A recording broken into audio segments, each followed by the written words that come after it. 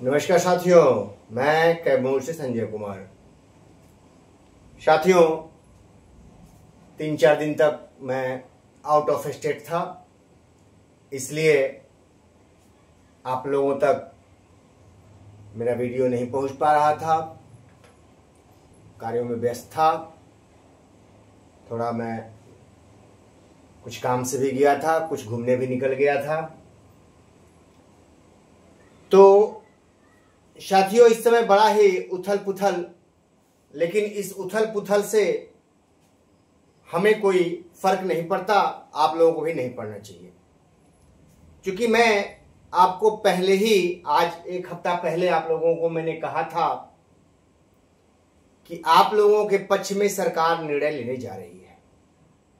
जैसा कि मैंने कहा था, आंदोलन की कोई आवश्यकता नहीं है, धैर्य बना के रखें। और उसका जीता जागता प्रमाण है ईपीएफ पर जो हलचल मची हुई है, केस वापस हुआ है। क्योंकि मैं ज्यादा लपेट के बातें करना पसंद नहीं करता, सिंपल ढंग से बताने का प्रयास करता हूं, लंबा चौड़ा। तो साथियों, आपको मैं बता देना चाहता हूं इसका सार क्या है। 17 में केस हुआ, उस समय न्यायालय ने निर्देश दिया था, आदेश नहीं दिया था। जैसा कि मैंने अध्ययन किया, कुछ पढ़ा, निर्देश था 1952 एक्ट, जो मैंने आपको बता चुका हूं। 52 एक्ट के तहत ईपीएफ का लाभ देना है। इसमें ईपीएफओ के निदेशक ने भी अपना पक्ष रखा था। सरकार ने लागू किया, लेकिन अधूरा किया। पुनः अवमानना में भी लोग गए थे, लेकिन कोर्ट ने अवमानना नहीं सुना, नहीं माना उस चीज को। क्योंकि न्यायालय का कहना था कि अवमानना नहीं है, निर्देश था, आदेश नहीं था। ठीक है। पुनः लोग न्यायालय गए, तो उसमें देखा सरकार ने कि आदेश को मानना पड़ेगा। 1-2 केस और थे, तो आदेश पर सरकार बचने के लिए एक डबल बेंच में चली गई थी। डबल बेंच में चली गई तो हुआ क्या, अभी समय कुछ और है। सरकार चूंकि आपको देने के मूड में है, इसलिए सरकार ने एसएलपी को वापस ले लिया। और चूंकि आपकी संख्या भी कम हो गई है, सरकार को लग रहा है कि अब इनको देने में बहुत भार नहीं है, इसलिए इनको दिया जा सकता है।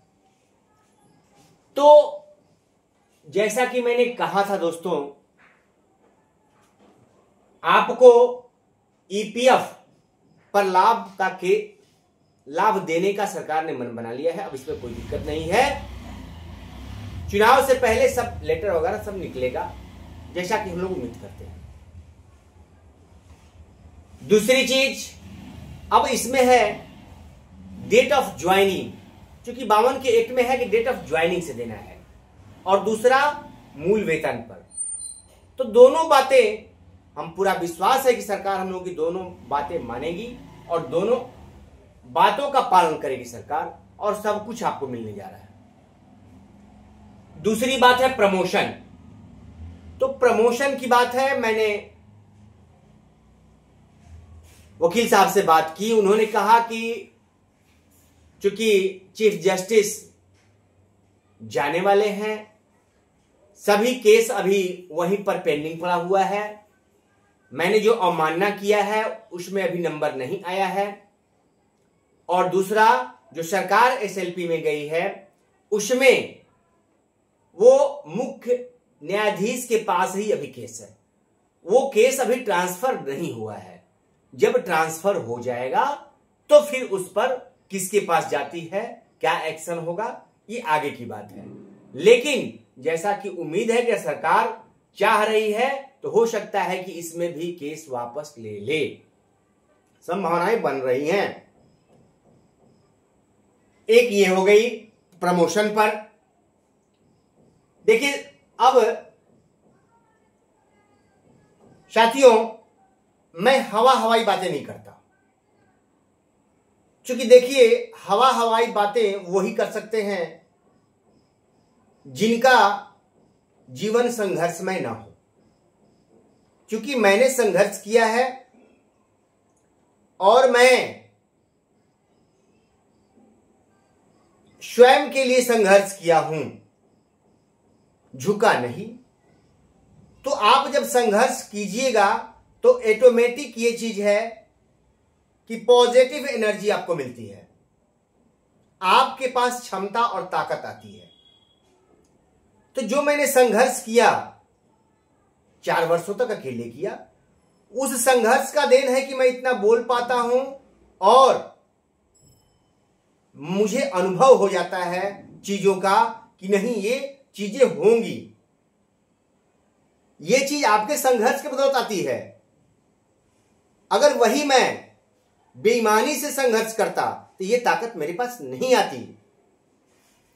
आप अगर कमाने के चक्कर में संघर्ष कीजिएगा, वो क्षमता आपके पास नहीं आएगी। तो मेरी ईमानदारी ही मेरी ताकत है। और बिना संघर्ष के अगर मैंने ये चीजें हासिल की होती तो मेरे अंदर घमंड आ गया होता। कि होता क्या है, क्योंकि वो संघर्ष जो जानेगा नहीं, जो जीवन में संघर्ष किया नहीं, वो क्या बता पाएगा, वो क्या कर पाएगा। इसलिए संघर्ष ही जीवन है। इसलिए मेरे दोस्तों, समय निकालकर आप अध्ययन कीजिए, संघर्ष कीजिए, सब लोग हम लोग हासिल कर लेंगे। अब आंदोलन की बात है। हमने कहा था कि दोस्तों आंदोलन में हम लोगों को भाग नहीं लेना है। फिर भी कई स्थलों से न्यूज़पेपर में मुझे मिला कि आंदोलन किए विशिष्ट भाई और बैनर नाम लिखा हुआ मिला, नियोजित शिक्षकों ने आंदोलन किया। ये नहीं होना चाहिए। जब आप संघर्ष करेंगे तो अपना नाम दीजिए, तभी आपको उस संघर्ष का फायदा मिलेगा। लड़िए तो खुल के लड़िए, तो फायदा मिलेगा। ऐसे फायदे नहीं मिलते हैं। सरकार तभी देगी जब आप खुल के लड़ेंगे। तो अभी हम लोगों को शांत ही रहना है, क्योंकि अभी चुनावी समय भी है। सरकार आपके पक्ष में पॉजिटिव है और सरकार ने इतना बांट दिया है, कैडर इतना कर दिया कि एक दूसरे कैडर से कोई छुआई ही नहीं रह गई। सारे शिक्षक, सोचिए, पूर्व में जब लगभग नियोजित थे, 2 कैडर थे, एक 9300 वाला, एक नियोजित का कैडर। जो टीटी करके आए उनको घमंड हुआ। तरह तरह का सरकार ने बांटा, खूब बटे हम लोग। लेकिन आज तो कैडर ही चेंज कर दिया सरकार ने। समझिए, इन चीजों को हमें समझना होगा और निश्चित तौर पे हम सफलता की तरफ बढ़ रहे हैं तेजी से, और सब कुछ हम लोगों को हासिल होगा।